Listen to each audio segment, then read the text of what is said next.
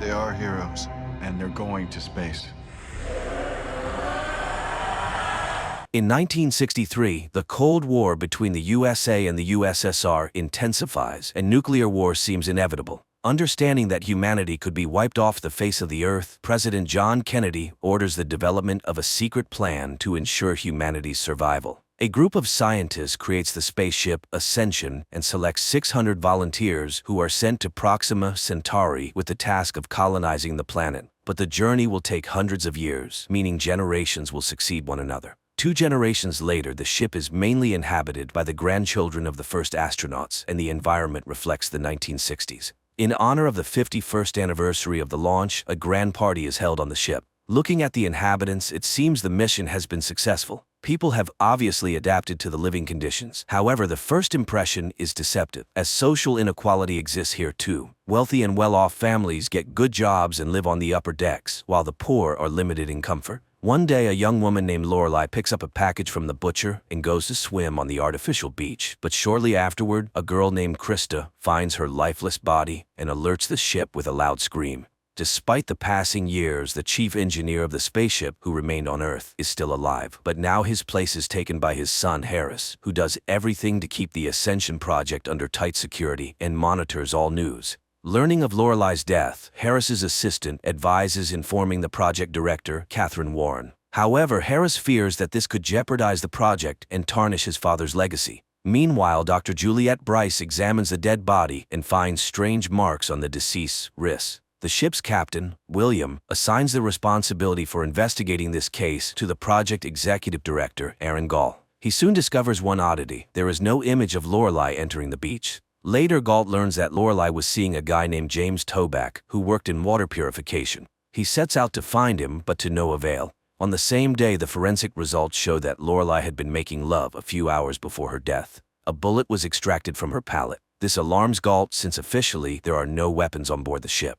He immediately informs the captain of the news. Meanwhile, Krista has to be hospitalized, as she is shocked by the incident and says someone is watching her. But even as she begins to recover, the girl insists that there is no life in space, so they must return to Earth. She is also sure that Lorelai died because she learned something forbidden. Soon, Galt apprehends James Toback. The guy admits he saw Lorelai on the day of her death. However, she left abruptly after a quarrel, and he was not close to her that day. Galt and Toback go to the beach and start searching for clues. Suddenly, they stumble upon a hidden passageway that Lorelai apparently used, explaining her absence on the surveillance footage. Galt and Officer Duke inspect the discovered entrance and find the place where the girl was killed, as well as a book with maps of the water filtration system and blueprints of the navigation computer, which recently malfunctioned. It becomes clear that this is sabotage, intended to force the ship to return to Earth. Duke and his men descend to the lower decks, where the Butcher Stokes provokes a fight, but then an alarm sounds about an approaching powerful radiation storm. The order is given for everyone to take shelter in their capsules, but then the captain learns that the protective shields are jammed and sends Galt and an electrician to fix them. Thanks to their efforts, the door eventually closes. The electrician then confesses that he saw Stokes giving Lorelai a gun before she was killed. At the same time, Dr. Juliette puts Krista to bed and leaves her a seahorse-shaped necklace, claiming it will protect her. However, when the spaceship enters the radiation zone and everyone seals themselves in their capsules, Krista sees a strange man in a suit entering her room. After the ship safely passes through the radiation storm and everyone is allowed to exit, Galt and Duke go to the lower deck again, find a gun with Stokes, and take him into custody. The man is interrogated, but he continues to insist that he was framed because he is from the lower deck and it is easy to make him the culprit. Meanwhile, the door to Stokes' cell automatically opens. He exits and retrieves a hidden gun from his cabin. After the funeral, Galt speaks to the captain. William admits that he was close to Lorelai, but he did not kill her. It is then that Stokes appears, taking a random girl hostage. He demands a fair trial. Galt lunges at Stokes, freeing the girl. The captain quickly leads her to safety, while Stokes and Galt continue to fight. In the end, Stokes is ejected into space, but instead of instant death, he lands on an inflatable mattress where a group of people detains him. It becomes clear that the entire project is just a simulation, a test of the viability of generations of people in spaceflight. But the people on the ship believe they were sent on an important mission and have been flying in space for 51 years. Director Warren somehow learns about the recent events. Enraged, she storms into the Mission Control Center and warns Harris not to hide anything. Harris claims that Stokes is the murderer, but the director is not convinced, and she sends a consultant named Samantha Kruger to oversee the project. At the same time, an unknown man sets a bomb in the ship's cobalt generator, which explodes after some time. Harris and Kruger rush into the facility housing the spaceship. Fortunately, there are no reports of casualties, and the injured are taken to the medical center. Captain William inspects the explosion site and discovers graffiti on the wall, confirming it was a deliberate act. But fearing accusations of incompetence, he conceals the true cause. Outside, Kruger demands access to the surveillance footage. On the ship, Galt goes to the lower decks to meet with the person responsible for the generators, named Dwight, but he panics and attacks the director. Regaining consciousness, Galt continues the investigation and learns that the explosion that killed his parents 20 years ago was similar to the recent one. He hypothesizes that Dwight was likely involved in Lorelai's murder because Stokes didn't know how to use a gun, therefore he couldn't have killed the girl. Harris and his assistant learn that the other side of the deck is no longer airtight, and the team inside can hear sounds from outside. This creates a risk of exposure. Galt finds Dwight and a fight ensues, during which Dwight somehow manages to escape and start a bomb timer. Alarmed, Harris orders everyone to leave the area immediately. Fortunately, Galt manages to defuse the bomb, but Dwight dies. Kruger blames Harris for this, but he argues the goal of the project is to determine human capabilities. However, later Harris gives Dr. Juliet's necklace to his wife, indicating that he was the one who broke into Krista's room and stole the necklace. At the same time, Kruger begins her own investigation and discovers that several scientists involved in the Ascension project were found dead or went missing in the 1960s. Meanwhile, on the ship, everyone prepares for the next round of vaccinations, but Krista refuses the shot, convinced that they want to kill her. The librarian volunteers to take the shot instead, but after receiving the medication, she loses consciousness. Kruger demands an explanation, but Harris insists that these are routine immunizations and is concerned for the girl who didn't get the shot. He orders the medicine to be added to milk, but Krista figures out his plan and pours it out. Kruger meets with Eva, the author of a website tracking the fates of 1960s scientists. Eva claims the government used the project as a cover to abduct children for participation. Later, an unknown man pursues Krista and tries to forcibly vaccinate her, but he injures himself and stains the girl's dress with his blood, allowing her to escape. Galt takes her to Dr. Juliet and convinces her to get the shot. While preparing, Krista tells Dr. Robert Bryce about visions she's had lately.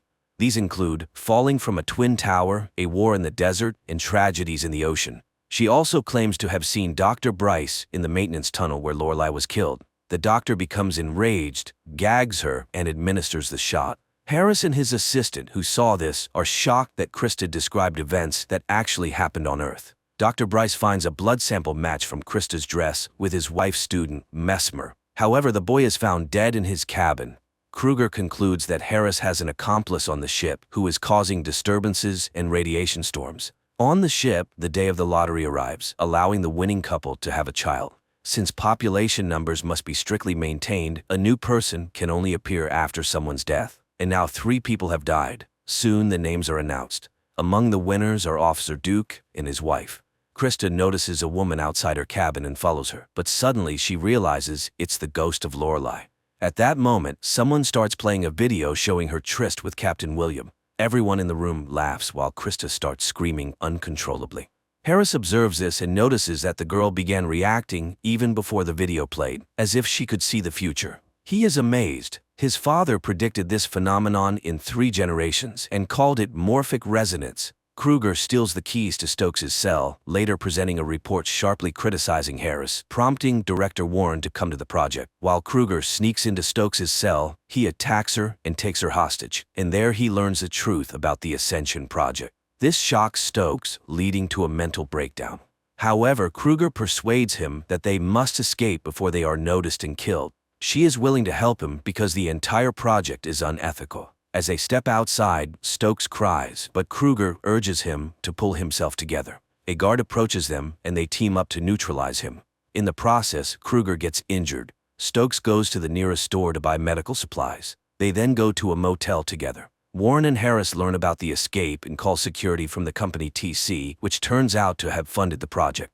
The management is unhappy with the director's work and accuses Harris of covering up facts. Harris panics and begs Warren for a second chance, but it is in vain. On the ship, Duke learns that Galt has started investigating his wife, suspecting her of killing Lorelai.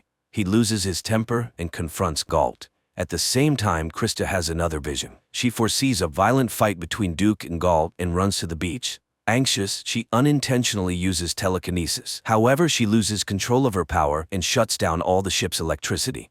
Warren blames Harris for the incident and orders her henchmen to get rid of him.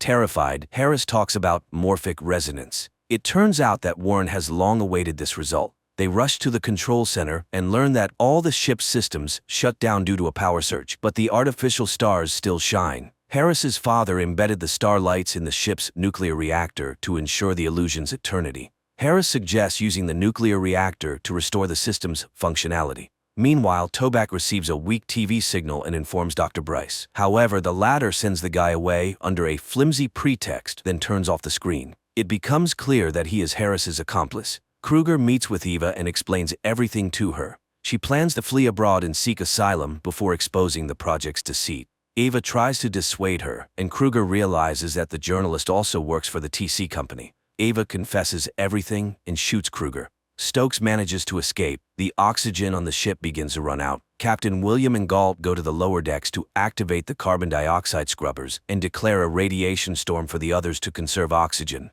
Harris concludes that the chances of getting the ship back to working condition are extremely low, so Warren decides to extract Krista before she suffocates. William and Galt realize the scrubbers are beyond repair, so they decide to clean the air manually. Krista senses someone coming to take her. Dr. Bryce confirms this, and when Krista accuses him of killing Lorelei, he confesses. The woman learned about the fake mission, and he couldn't allow the exposure.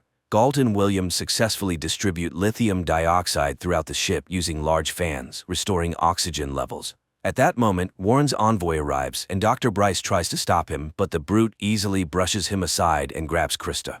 Galt sees Lorelei's ghost, who leads him to Krista. It turns out he has also developed resonance. Galt attacks the thug. Krista uses her power again, making the opponents dissolve into thin air. Seeing all this, Warren panics and tries to contact the envoy by radio. She moves closer to the ship, and Harris takes advantage of the moment to push her down, killing her. Galt finds himself on an unknown planet. The idea is generally good, especially for fans of detective fiction, and one can't help but wonder, what if Earth is the same kind of spaceship, and all the people on the planet are participants in an experiment?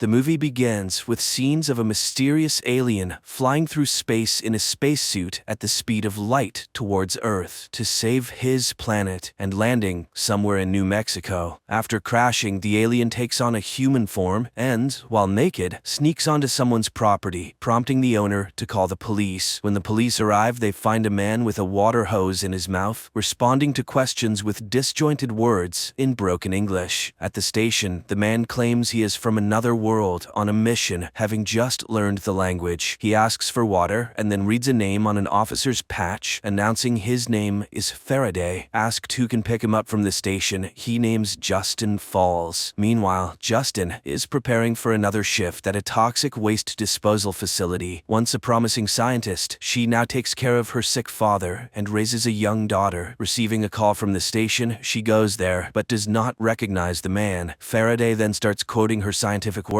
and confesses he needs her for his mission. Puzzled but willing, she vouches for the strange man. They release him, and his first stop is a pawn shop, where he vomits a large amount of gold rings. After getting money, he buys an antique device to determine his next direction. Faraday stuffs the bills in his pockets, but fails to notice them flying away. Some guys in a passing car get out to rob him. Justin sees this and tries to help Faraday, but the robbers knock a weapon from her hands. Faraday then grabs the gun and fires randomly, scaring the thugs. Cursing herself, Justin puts Faraday in her car, and he speaks again about their joint mission, giving coordinates for a message reception. Needing money, she agrees. Soon they stop at a gas station where Faraday finds water containers and joyfully immerses himself into them. He then sees a horse corral and confuses Justin by saying that on his planet, horses are predators. On the road, they stop at a cafe where Justin tries teaching Faraday decent behavior, eventually labeling him autistic. Faraday then surprises her by writing a futuristic equation on a napkin taught by Thomas Newton, founder of World Enterprises. On Antea, Faraday's planet, two races exist. Newton's race, the knowers, who invent and manage, and Faraday's race, the drones, who obediently follow orders. They drive on, and Faraday reveals his world is dying, and Earth doesn't have much time left either. Tired of his seemingly delusional talk, Justin drops him off and leaves. Faraday walks towards his destination and soon sees a huge black cloud forming a tornado. Justin, also seeing this, turns back to find Faraday when he finds himself in the eye of this storm, teleported to a forest where he meets Thomas Newton, who is also an alien from Antea. Newton has learned to create spaces only certain beings can enter. He warns Faraday to stay away, as agents are hunting him. In response, Faraday reproaches the teacher because all of Antea was waiting for his return with water. But time passed, and there were fewer and fewer Anteans left. They considered Newton a traitor and even decided to erase his name from memory. But Faraday believes him. Then Newton advises Faraday to introduce a virus into Antea, which he calls humans, and most importantly, to see everything through the eyes of a human, but not to get attached to earthly life. He sets Faraday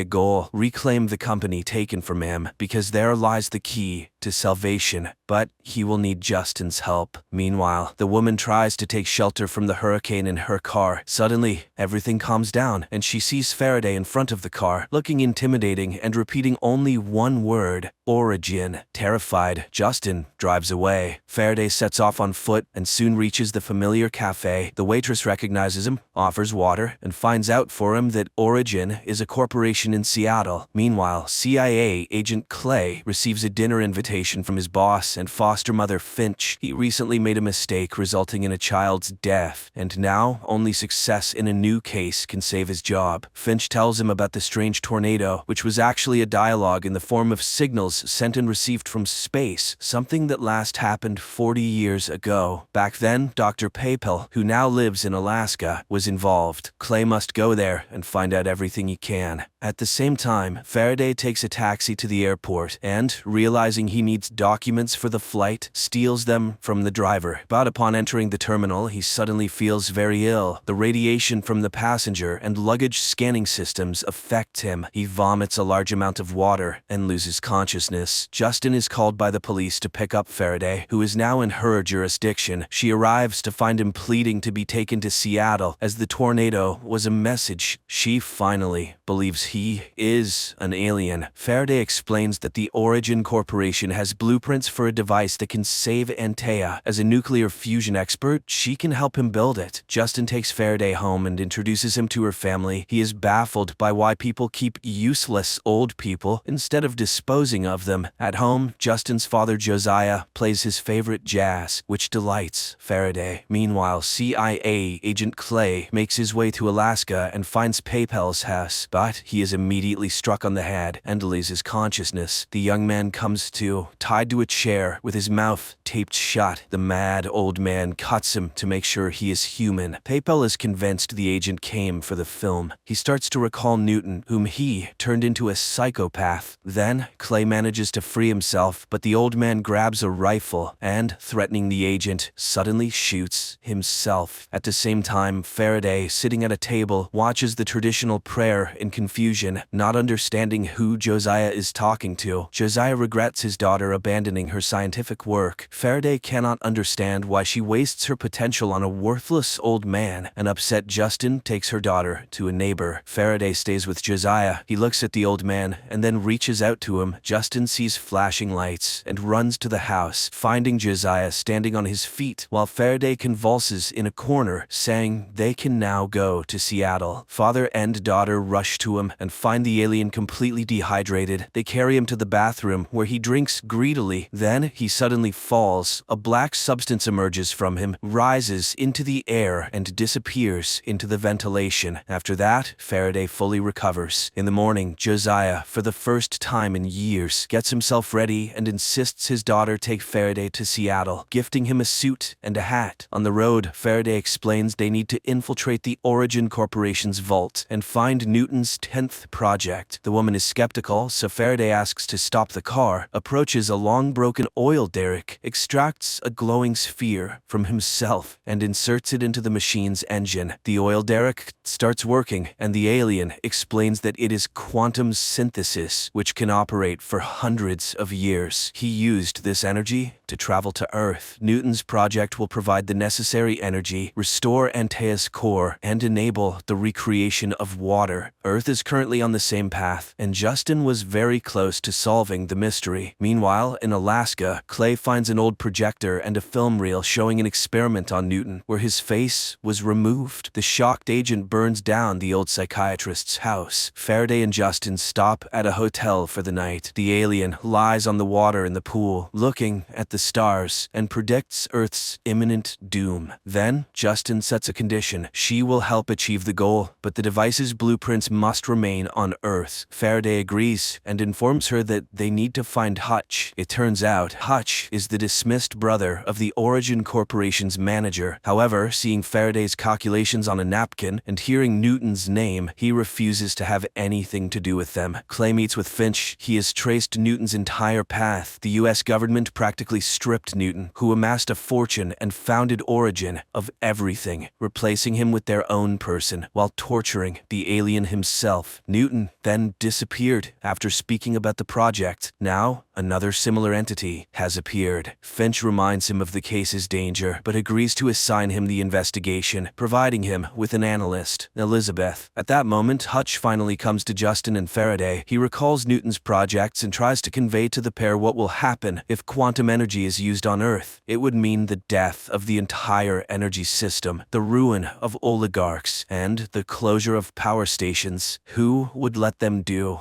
such a thing? Clay meets Elizabeth, who intercepted the last signal. Her file states she betrayed her own family. She reminds him of the child who died because of him. Clay realizes they are a team and orders her to track down the alien from the tornado. Hutch informs them that Origin is in London, but his relationship with his sister is very poor. Faraday suggests a demonstration of his quantum prototype. Hutch arranges a private plane to London. However, during the flight, Faraday's face suddenly starts to melt. Hutch barely manages to calm the stewardess, who is in shock after witnessing it. They arrive and infiltrate a club where scientific proposals are being presented. Faraday listens to a young scientist's presentation, but suddenly goes to the board and writes the correct formula. When questioned by the committee, he announces he came to demonstrate quantum synthesis processes. Seeing disbelief, he takes at the sphere, and instantly, all of London's electricity cuts off and then turns back on. The next day, the news goes global. Justin asks her father to come to London with her daughter Molly. Hutch receives numerous congratulations. Faraday is outraged by Earthling's wastefulness and the fact that there is nothing about his teacher Newton on the internet, as if his life was simply erased. Hutch decides to go to his sister's estate uninvited. Elizabeth tracks them and reports to Clay, showing him Faraday's airport photo. She is sure he is an alien. She also obtained information about a Mary, who was Newton's friend. Clay heads to the monastery clinic where she works. Faraday's team arrives at Hutch's sister's estate. Justin talks about the prototype that can light a city for almost a year using just a liter of water. Edie opposes, but then Faraday mentions Newton's name. Edie's son admits he has music recorded by the scientist on an old device and leads Faraday to his grandfather's study. At the same time, Clay arrives at the monastery clinic and meets Mary. Meanwhile, Edie's consultants bombard Justin with questions, making her feel unwell. During this time, Faraday receives a musical sphere and upon playing it, hears strange sounds. In the monastery, Mary recalls that Newton told her about his wife and begs Clay to protect the alien, as he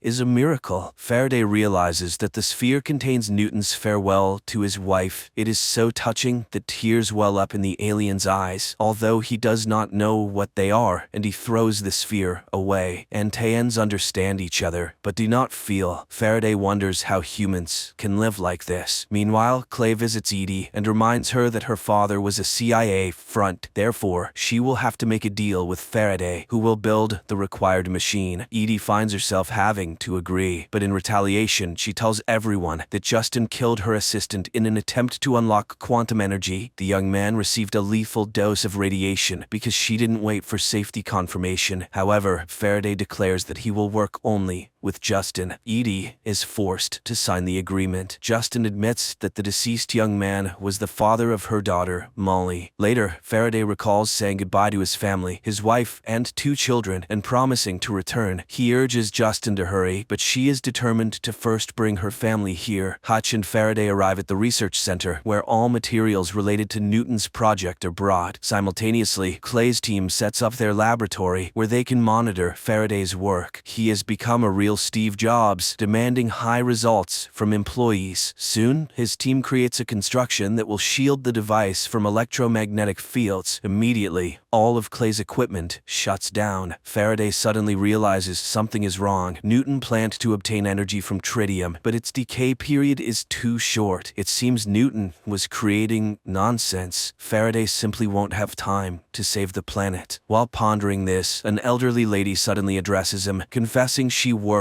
with Newton. Her name is Watt, and she is ready to help Faraday. Meanwhile, Justin brings her family to London and arrives at the laboratory to organize things. Josiah suddenly starts noticing changes in himself. He foresees an accident and pulls his granddaughter Molly off the road in time. In the evening, Faraday admits he is getting nowhere. He finds more and more differences between Antea and Earth. Here, people rarely follow instructions. He leaves the house, remembering his planet and flight, and again encounters Watt. She leads him somewhere, confessing she knows he is a drone. Josiah gives his daughter the materials he saved from her work. Watt tells Faraday that Earth and Antea once collided in space, after which Earth absorbed part of Antea, but Antea also received a piece of Earth, awakening the human within some Anteans. The pair heads to the laboratory, where Watt reminds him of Newton's words about the virus, humans, which drone Faraday did not hear. Therefore, his children are dying now. Angered, Faraday pushes the woman away, and she starts destroying everything around. Elizabeth, watching all of this, is puzzled, as Faraday is absolutely alone in this laboratory. Then, the alien realizes the woman is just his imagination, suggesting what to do next. He goes to Justin because he has deciphered the project. Justin shows him her equation, where she replaced tritium with another substance. Friends, the continuation of the story is now before you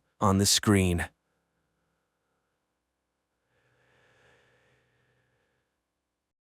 The next day, Faraday records a message to his wife. He explains that on Earth, they would be called a family, and their children would be real children and not dolls. It seems as though he's beginning to understand what emotions are. Drones on Antea have no right to choose, but on Earth, the range of choices is astounding. There can be dozens of varieties of just coffee. Even children can choose. Humans create rituals out of simple actions. For example, the ritual of family dining or talking to God. And during meals, people share their day's events. They also experience a sense of joy which Faraday wishes to experience with his wife. Each generation here produces a handful of great minds. Justin is one of them. The number of emotions experienced by people in a day is absurd. And everyone around Faraday lives in fear of some kind. The fear of failure leads Clay to meet with Finch. After a tough conversation, he still pleads for another week, as Faraday was almost done building the device. Faraday then continues to explain that on Earth, everyone has their own self, but on Antea, they are born either as knowers or drones, but here everyone creates themselves. And people also believe in something higher, that is, in God. One day, Josiah suddenly cuts off a conversation about synthesis and leaves the table, and this marks the beginning of his changes. Then a man plays a jazz record explaining what it is and how it originated. While improvisation was inexplicable, Faraday tries to explain it to his wife. Meanwhile, Elizabeth tells Clay that the signal in the tornado came from somewhere in Southeast Asia. Also, the stewardess on the plane, Faraday, was posted about it afterwards. After seeing Clay off, Elizabeth calls someone on the phone and asks for a meeting. At this time, Eddie informs his brother about the desire of oil magnate Thorne to buy half of the Origin Corporation. In London, Josiah notices a music store. He then picks up a guitar and starts playing, astonishing the salesman, but suddenly the man faints. Justin finds him in the hospital, and although doctors were sure everything was fine, Faraday tells how Josiah was born in the Bahamas and turned his genius to music in his youth. But his wife left him after their daughter was born, and the alien confesses that she shared his DNA with the old man, which is now rewriting Josiah's human genome, and what he will turn into is unknown. Josiah then leaves the house and goes to a bridge. There he finds a wasp nest and stares at it for a long time, and upon returning home, starts writing an endless equation. The doctor arrives and announces that his blood oxygen level is elevated. Justin blames everything on Faraday, but suddenly, Faraday realizes that Josiah translated his daughter's equation into sound frequencies and wrote a song, the key to the synthesis process. He sets up a keyboard instrument in front of the device and asks Josiah to play its melody. Well, the man begins to play, and gradually, by changing frequencies and tempo, he manages to activate the device. Faraday joins him, and everything works out. That night, Elizabeth takes Josiah's medical chart from the doctor and reports of Clay about Faraday's successful experiment. Looking at the test results, she figures out that Newton is in Cambodia, where a cement bunker can be seen in the middle of the jungle. Clay informs Finch about this, and she forbids him to go there. But the agent sends a special force team to Cambodia. The soldiers enter the building, which turns out to be empty, but inside they find unknown plants whose dust kills them. Clay watches this in horror through a mirror screen. Meanwhile, Molly asks her family to help her with an assignment and create a family tree. But they have no photos, so Faraday draws a very similar family portrait, to which Molly asks to add him. At this time, Hutch and Eddie attend the presentation of the new oncology center of the Magni, born because Eddie is obsessed with the idea of using it to protect against the CIA. Clay's people try to understand what happened in the bunker of Cambodia, and Elizabeth finds power lines laid out of the bunker, but can't yet track exactly where. Josiah notices that the fingerprints are disappearing from his fingers, and he hears synapses forming in his brain, and realizes that he's becoming an Anthean. At Eddie's estates, a meeting begins attended by Clay. Justin realizes that he is not a scientist at all and starts suspecting that something is not right. She doesn't want Faraday to fall into the hands of those who tore Newton apart. And later, Finch reprimands Clay for the soldiers' deaths and orders him to fly to Washington. Realizing that their work could be blocked by the CIA, Justin leaves, and Faraday activates the system, calling Newton to start asking questions. He doesn't understand why the launch was delayed, as it's fatal for Antea. Newton, impressed with his rebirth, advises learning to lie. To outsmart the CIA, he must make himself a legend, as Fame could not be killed. Newton disconnects, and Elizabeth, rushing into the laboratory, fails to see anything. Thinking it over, Faraday suggests making their work public, as the CIA loves silence. Hutch arranges a meeting with a journalist friend, and Faraday talks about a new energy source and the CIA's threat to freeze the project. Eddie learns that a man named Clay emerged from a witness protection program. Clay at the moment tries to explain himself to a committee and shows an order signed by Finch and talks about the tape of Newton's interrogation. The woman is shocked, as she did not expect much treachery from her protege. Clay gets a permission to continue the case. Elizabeth shows Justin camera footage from Cambodia, but Newton was not there, even though the bunker was sending a signal into space. Apparently, the alien was talking to his people and warns that Clay will never allow the machine to be taken unless they catch Newton. Justin tells Faraday about the soldiers' deaths, but he doesn't believe that Newton could have killed people. That night, Clay comes to Eddie and tells her that he and his mother came to America from Russia, but the woman turned out to be a terrorist. She blew up the building where she worked, abandoning her son to fate. That's when Finch found and adopted him, and he doesn't know where his real mom is now. and he destroyed his foster mother today, and meanwhile, Faraday also finds the Cambodian recordings and hears Newton's signal to Antea. He admits to Justin that Newton deceived everyone, and he never intended to return home because he wanted to bring the Antheans here. But he, Faraday, promises to do everything to save Earth. Newton transmits the signals intercepted by the CIA, but they cannot decrypt them. Justin is sure that the machine will still be taken, so she asks her friend to take Molly away. They then rush to the laboratory, and Elizabeth immediately reports this to Clay.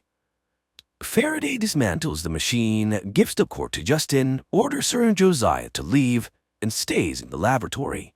The pair barely manage to avoid Clay and his henchmen, and agents burst into the laboratory where they are met by Faraday. But after driving away, Justin decides to return for the alien, and in the laboratory, Faraday, seeing the agents, detonates a gas cylinder. Later, a stunned Clay sees Josiah carrying Faraday away, but is unable to stop it. Faraday regains consciousness and names Mary's phone number. Justin calls her and drives to the monastery. The sister immediately orders the preparation of the operating room and instructs to hide the device. It turns out that Faraday lost a lot of blood, but first the bullet must be removed. When Mary cuts the skin, strange tentacles jump out of the alien's body, frightening the sisters. But Mary assures them that he is an angel. Hutch receives an offer to sell his part of Origin for a large sum. Although he doesn't understand why Magnate Thorne would want a blown-up laboratory, he agrees. In the monastery, Mary sets up women on lookout posts, and Josiah announces that he's ready to give his blood to Faraday, convincing the sisters that he's a Nephilim, half angel, half human. Clay's people search Justin's house, and Elizabeth finds a clue but reports it to her mysterious contacts. At the time in the monastery, Mary confesses to Justin that she got Newton addicted to alcohol, thus ruining his life. Therefore, she asks Justin to do everything to save Faraday as she loves him, although she doesn't yet realize it. In the meantime, Clay's assistant traces a call from Justin and the agents and learns their location. Mary begins a blood transfusion operation from Josiah to Faraday. Clay's agents rush to the monastery, while Elizabeth warns someone that the alien has been found. Meanwhile, to buy time to complete the operation, the sisters and Mary arm themselves and fend off against the agents. A shootout begins, and Clay demands the surrender of the alien, but the sisters stand their ground. However, they run out of bullets, and Mary orders everyone to run while she kneels at the altar. There, Clay finds her, and the woman asks him to say his real name, and he admits that he is Ivan. But the nun corrects him, as his real name is Judas, and the agent shoots her. Hearing the shot, Justin goes into the room and encounters Clay.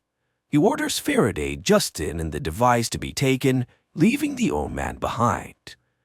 Mary regains consciousness and crawls to the operating room with her last strength. She reaches Josiah's hand and dies happily. Justin's friend and Molly fall into the hands of unknown people.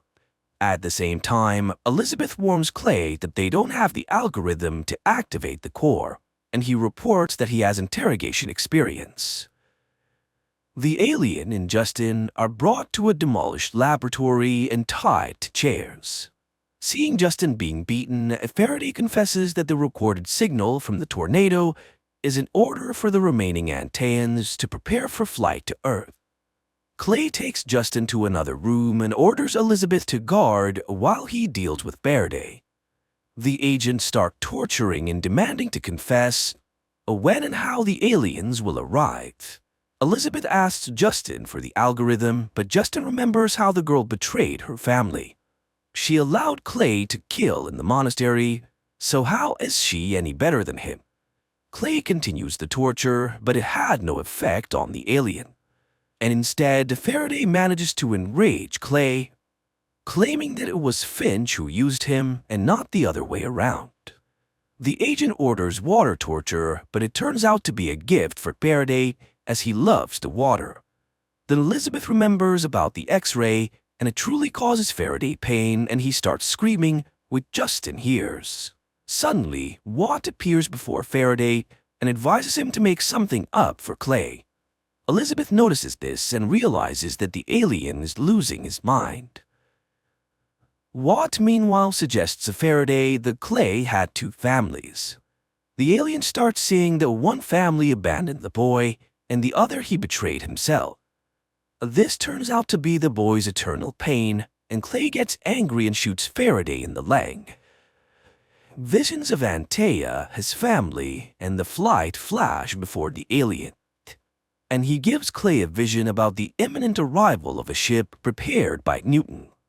The synthesis machine is the ship's engine, but without Faraday it won't work, and the alien offers Clay to play Russian roulette. And this is because he can entrust synthesis only to someone who won't hesitate to sacrifice themselves for progress.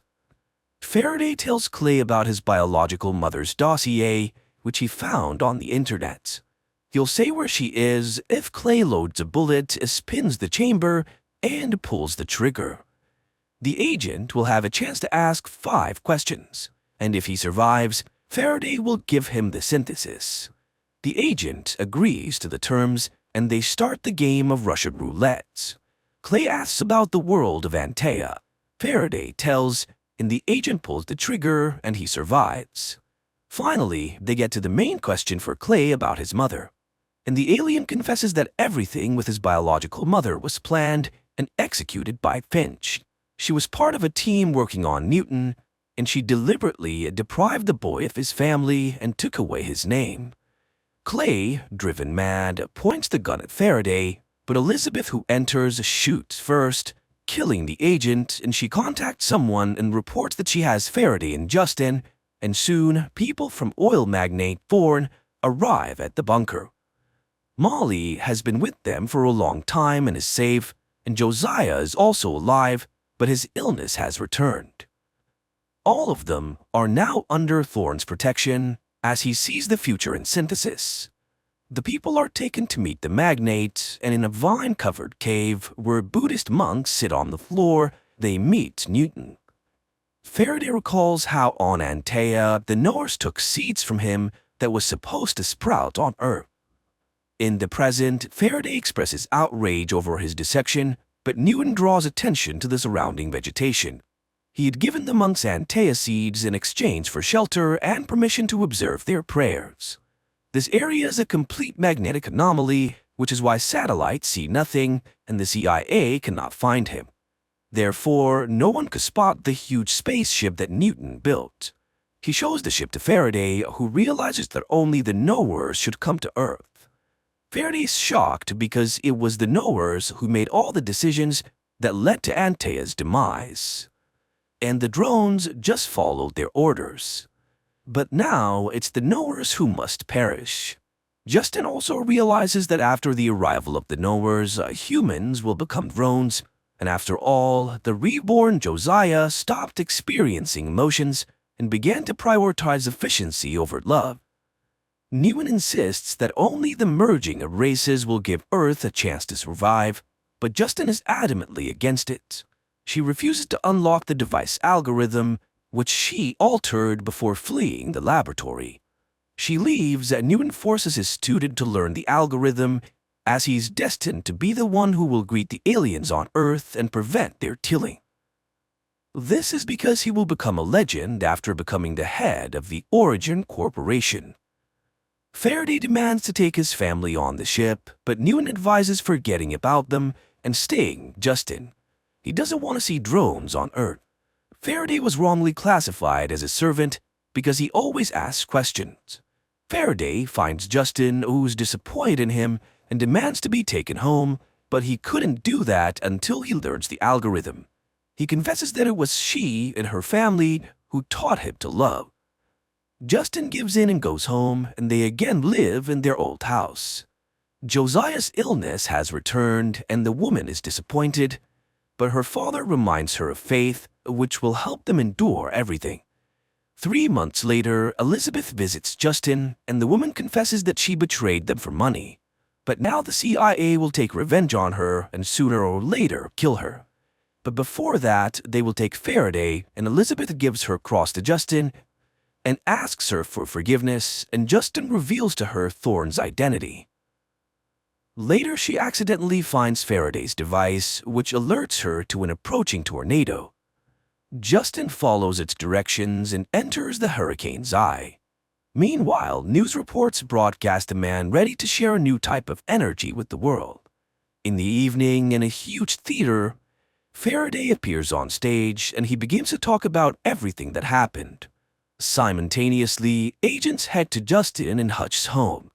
At the theater, a sniper targets Faraday, but he pulls out the synthesis box, forcing the sniper to stop. Faraday is brought to Finch and he refuses to answer until he sees Justin and Hutch. Although Finch is sure that she is one, the couple is brought in.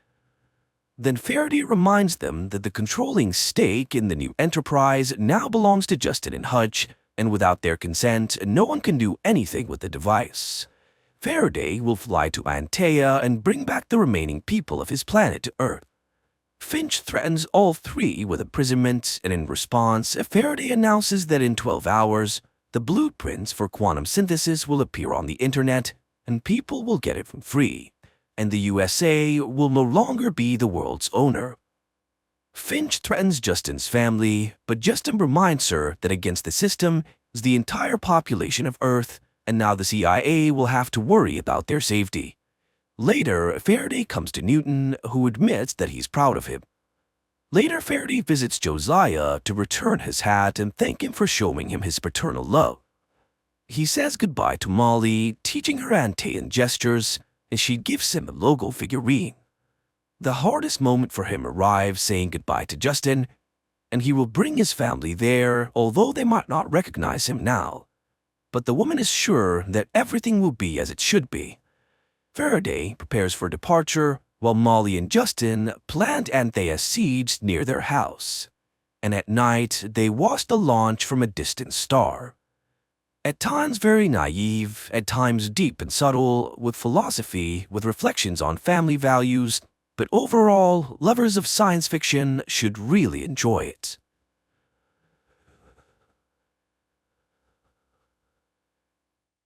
Los Angeles, October 6th. For Mark Benford, the day begins as usual. After kissing his wife and young daughter Charlie goodbye, the FBI agent prepares for work and meets Nicole, the young nanny who looks after the girl. Olivia is also getting ready for her shift at the nearby clinic, but before leaving, she dials the number of her assistant, Bryce. However, at that moment, he arrives at the pier, intending to take his own life. At work, Mark and his partner Dimitri begin surveillance of a suspect. When the woman is joined by accomplices, the agents start a pursuit. The suspects notice the surveillance, leading to a high-speed chase. At the pier, Bryce prepares to pull the trigger, while the entire city remains unaware of what is about to happen. Mark takes a sharp turn, and something strange happens. His entire life flashes before his eyes. In this vision, the agent sees a board with clues and connections, and then he hides from bandits who have come after him. Coming to his senses, Mark realizes that he wasn't the only one who blacked out. Chaos ensues around him. Hundreds of cars have collided, and people are frantically trying to find help. The agents spot the suspect's car and head towards it. Only the woman remains alive, but she babbles something nonsensical about frightened horses. Mark leaves Dimitri by the car and rushes to his wife to check on her.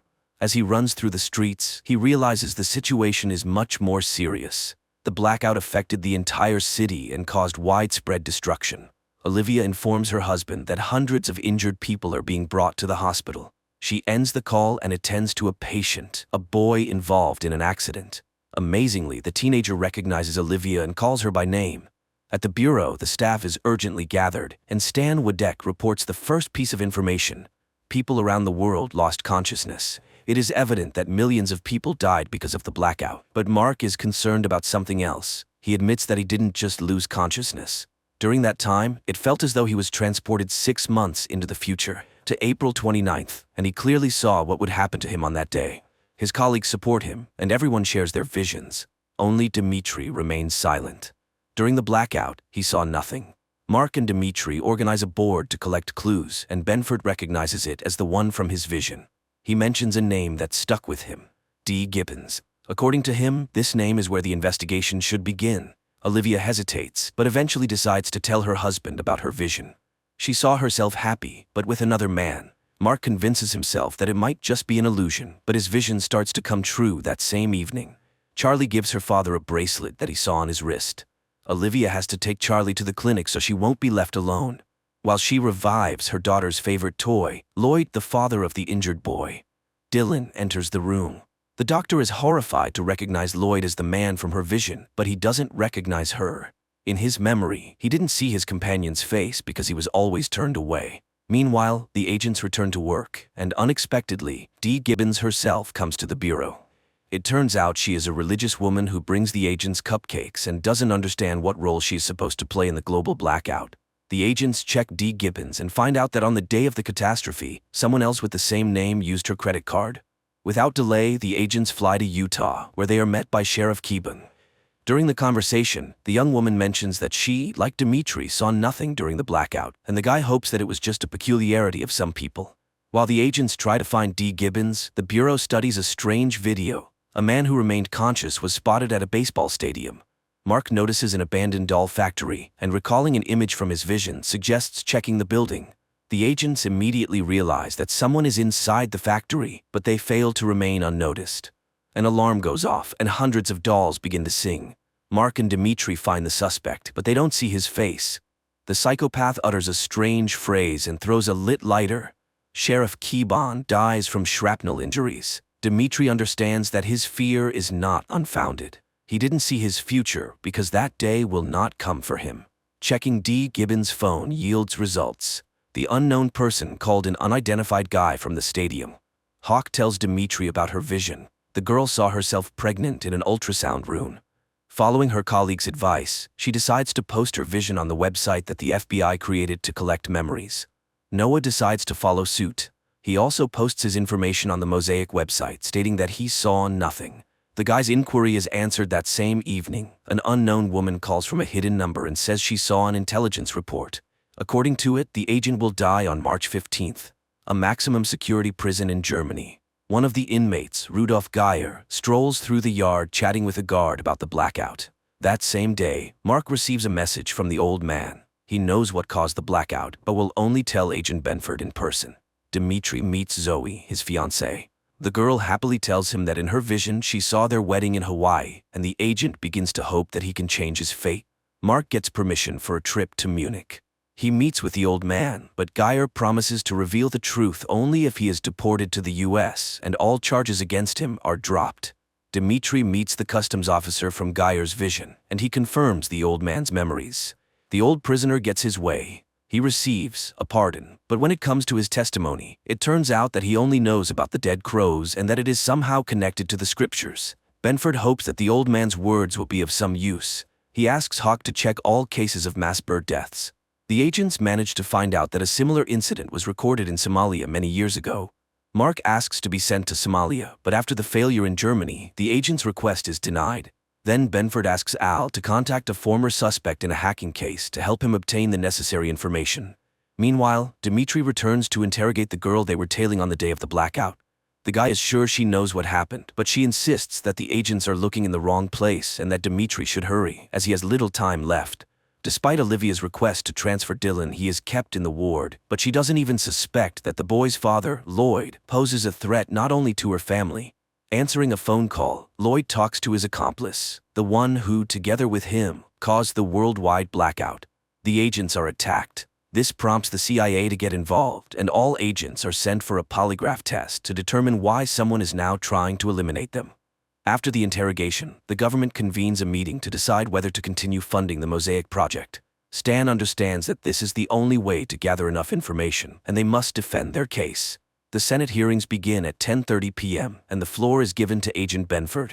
Mark starts to falter in his testimony because he hesitates to tell the truth. In his vision, he was drunk. While Mark struggles, his colleagues find something interesting. In satellite images, they find strange towers in Somalia. Hawk immediately informs Mark of the discovery. After a private conversation with the president, Stan finds his subordinates and tells Mark that they have secured funding. Mark calls Janice to share the good news and to warn her that they will soon return from Washington, but at that moment, the agents are attacked for the second time. In the dining car, a passenger notices an attractive fellow traveler, and to get her attention, he starts talking about the blackout. While he tries to charm the beauty, hoping to lure her to his compartment, Janice Hawk is brought to the hospital in critical condition. Learning about the attack, Olivia tries to call her husband, but soon, he personally appears at the hospital with his colleagues. The agents visit the deceased attackers. Examining the bodies, Dimitri finds a mark on one of them, a blue hand.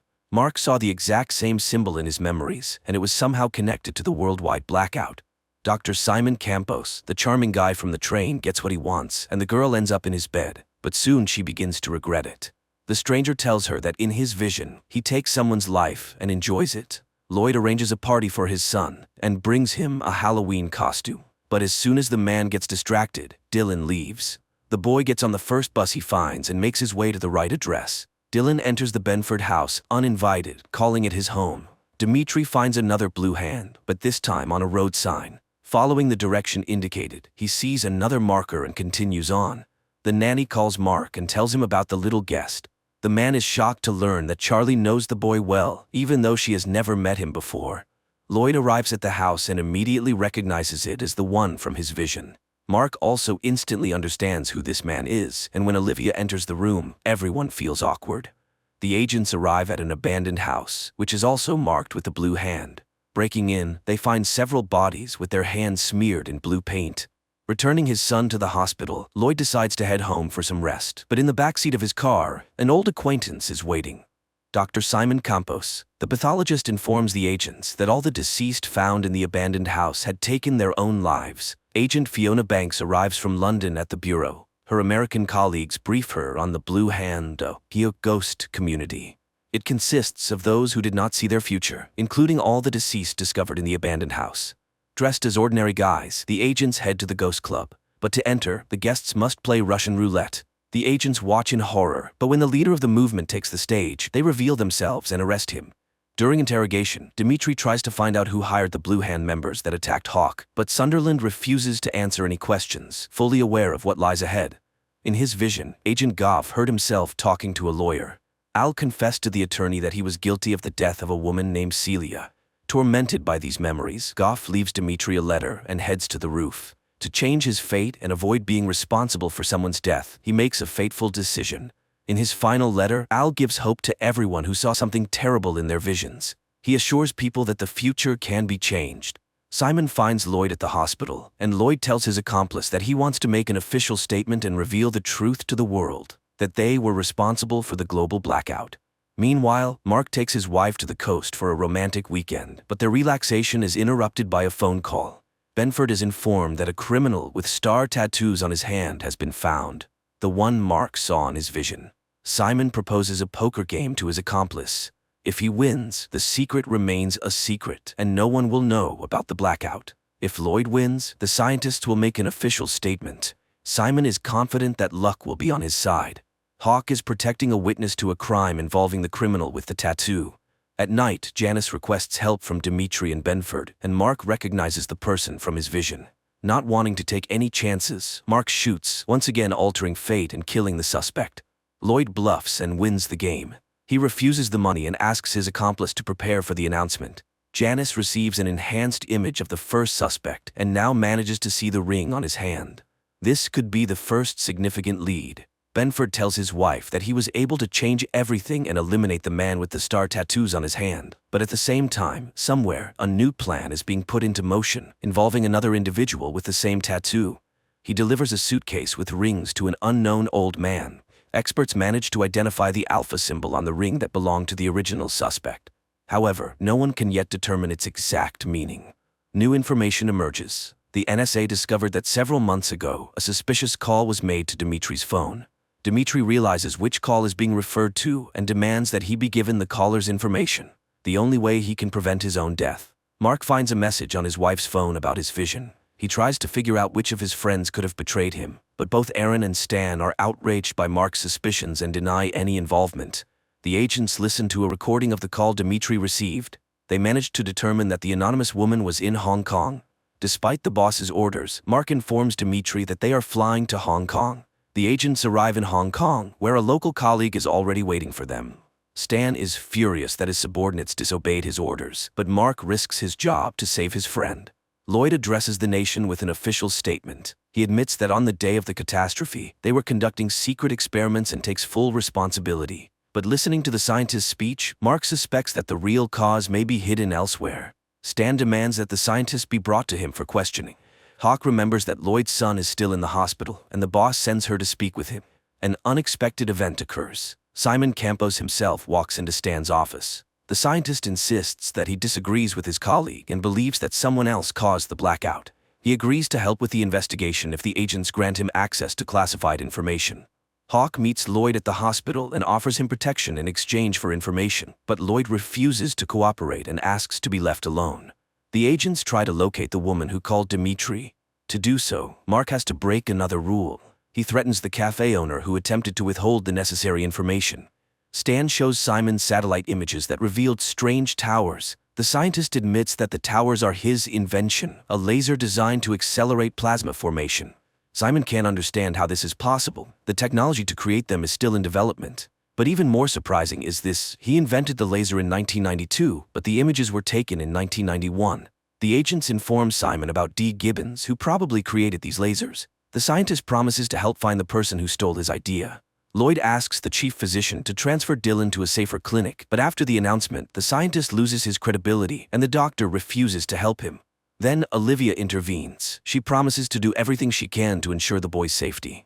Mark and Dimitri find the cafe where the woman who called is having lunch. She allows the agents to sit down, but admits that she regrets making the call, and that their visit might only make things worse. The woman claims that the shooter who will take Dimitri's life will be Benford. As proof, the stranger provides Mark's gun's serial number. Shocked by what he hears, Mark loses his temper and creates a scene. He takes the woman hostage and exits the restaurant. A local FBI agent arrives, and Mark is forced to back down. While Mark is in serious trouble in Hong Kong, Olivia is bonding with Lloyd. The scientist tells her about parallel universes in which they might have been together once. The agents are sent back to the States, and Mark is stripped of his badge. Meanwhile, D. Gibbons visits the Sears home. Dylan is being prepared for transfer. Lloyd and Olivia bid a warm farewell, but the doctor notices something amiss. The paramedics turn out to be imposters. They open fire on the security detail and, abandoning Dylan, take Lloyd away. Lloyd regains consciousness in a basement, handcuffed. Hawk is tasked with hiding Simon in a safe place where he can continue his work, but those who need him find the agents as soon as they settle into the safe apartment. Dimitri finds Janice unconscious. Meanwhile, Simon is taken to the basement to meet an old friend. The scientists try to understand who and why they were kidnapped, but the answer comes unexpectedly. The same old man who recently received the suitcase with rings arrives in the basement. The kidnapper introduces himself as Flosso. He makes it clear that he won't be gentle, and the hostages should answer his questions precisely. Mark is assigned sessions with a psychotherapist, who helps him recall details from his memories that were previously hidden. Benford remembers that on that night he was talking to Lloyd on the phone. Later, Mark reveals another memory to Aaron. In his conversation with Lloyd, he mentioned a second blackout. Lloyd remains silent, realizing that his revelations could lead to a catastrophe, but Flosso finds a way to make the scientist talk. He has Simon's finger cut off right before Lloyd's eyes. The agents discover where the captive scientists are being held. On the way to the basement, Dimitri calls Janice and asks her to join the operation. Unable to resist any longer, Lloyd tells everything that happened during the experiment, giving Flosso specific details. At that moment, the agents storm the location, but it turns out to be empty. The only thing awaiting the agents is a booby trap. Driving around the city, Mark recalls the map from his visions and realizes where to search for the captives. By this time, Lloyd and Simon are being prepared for execution. The agent crashes into an abandoned store and rescues the scientists. Simon is loaded into an ambulance, but inside, he is met by Flosso. The old man apologizes for the finger and explains that it was to divert suspicion from the boy and to ensure Simon has no desire to rebel. He reminds him that Simon was the initial suspect. Several months earlier, after his father's funeral, unknown individuals took the scientist to a baseball game and ordered him to wear the ring. Thanks to it, he remained conscious while everyone else blacked out. The operation was led by D. Gibbons. Janice informs Simon that he will be held in custody for some time. The young man stages a spectacle and manages to escape, but not for long. When he arrives in Canada, Hawk is already waiting for him with armed soldiers. Hawk agrees to stay in Canada so that Simon can visit his family. But once again, Simon outsmarts the agent and escapes, despite wearing a special bracelet. Simon heads to a boat owned by an old friend, confident that no one will find him there. However, Hawk beats him to the boat, arriving even before he does. The pair returns to Simon's house, pretending that nothing has happened. The family prepares for dinner, and their Uncle Teddy arrives. Simon opens the door for his relative and is greeted by Flosso. During dinner, a call comes in, and Simon's mother says it's Annabelle, his sister, who left home after the blackout. Flosso prevents Simon from answering the phone and shows him a video. His sister is being held hostage to ensure that Simon doesn't try to escape again. To further demonstrate the seriousness of his intentions, Flosso shows Simon a body in his trunk, the old man from the boat. Fed up with the blackmail, Simon decides to break free. He attacks Flosso and stops his heart. Mark brings Lloyd to his house and asks him to recall everything from his vision. Both men feel uneasy, but the agent knows that this is crucial for his investigation. Dimitri is confident that the Hong Kong woman's prophecy won't come true because he turned in Mark's gun for destruction. But attempts to change the future fail. The gun goes missing. The agents fly to Somalia to inspect the strange structures in person. Simon is part of the expedition, but he is denied a weapon. Meanwhile, in Los Angeles, Mark informs his boss that he has discovered D. Gibbons' real name, Dyson Frost, and that somehow he will be connected to Charlie. The team of agents comes under fire. Their guide tries to explain that they are on a humanitarian mission, but this doesn't stop the Somalis who kill the translator. The Somali leader realizes that he's being lied to. He has already seen foreigners arrive and set up the towers many years ago. He locks the visitors up and promises to kill them, one by one. The agents manage to disable the guards and take their weapons. They reach the helicopter, but it's already being looted by locals, forcing the agents to come up with a new plan. The team attacks their opponents but doesn't have time to escape. They are once again confronted by the leader. This time, everyone understands that there will be no chance to fight back. One of the guards, out of fear, reveals the truth about the visitors. Learning that they are FBI agents, the Somali demands a large ransom to help him take over the country. Janice manages to persuade the leader. She convinces him that their mission is not to start a war, but to prevent one. The Somali helps the group reach one of the towers. Simon examines the structure with surprise, noting that it was built exactly according to his design, but long before he developed it. Dimitri discovers a videotape that has been stored in the tower for 18 years. On the tape, the Somali recognizes his fellow tribesmen, whom he believed died during the first blackout. The agents also identify the experiment's author. It was D. Gibbons. Exploring the tower's tunnels, the agents find a sealed room where villagers were imprisoned. Judging by the remains, the experiment's participants were killed. The Somali leader is enraged by what he sees and plans to take revenge on the Americans, but Vogel acts faster, leaving the Somali leader lying with his tribesmen. Dimitri reviews the tape again, and the next few seconds shock him. D. Gibbons from 1991 addresses him by name.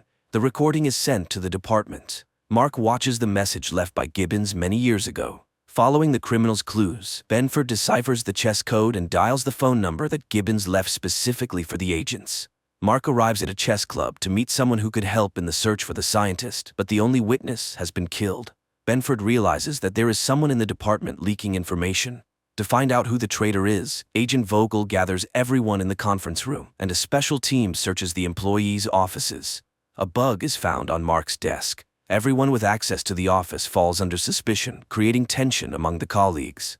The agents are most suspicious of Janice.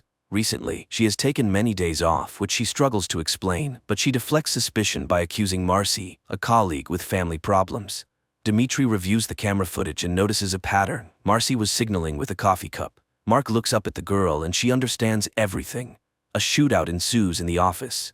Marcy kills her colleagues and runs outside. Her accomplice arrives on a motorcycle to help her escape, but Janice manages to prevent the getaway. Benford receives a call from Dyson Frost. He offers the agent a personal meeting and promises to call back. Janice and Simon head to the underground parking garage where the girl suddenly stops. She tells the scientist that his signal has been received. Her boss is ready to talk to him. Simon realizes that Marcy was just a distraction. The real traitor has always been Hawk. The police inform the feds that a crime was committed the previous night using the stolen gun. Dimitri catches up with Marcy to find out to whom she passed the gun, but she only says that preventing Dimitri's death is impossible. The agents receive a signal that a criminal with Mark's gun is committing a crime in the city center. Dimitri steps forward, trying to distract the guy and persuade him to release the hostage. As soon as the assailant lowers his guard, Dimitri shoots. Despite the successful outcome, there is no relief. The gun in the attacker's possession has a different serial number. Agent Dimitri prepares for his wedding, trying not to think about the future. But while the bride and guests wait for him at the church, D. Gibbons attacks him at his home.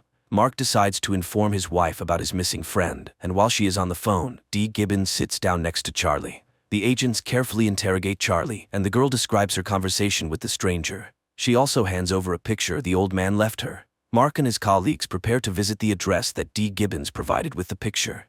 Meanwhile, Dimitri finds himself at the mercy of a gun, which the villain has attached to a special device. The mad scientist enthusiastically tells his hostage about his inventions and plans. He claims that Dimitri's death is his only chance to save his own life. Benford arrives at the designated location. Finally, a teenager approaches the agent and hands him a backpack with a phone.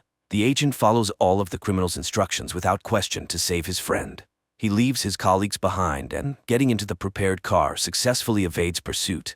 D. Gibbons directs Mark along a highway through the countryside.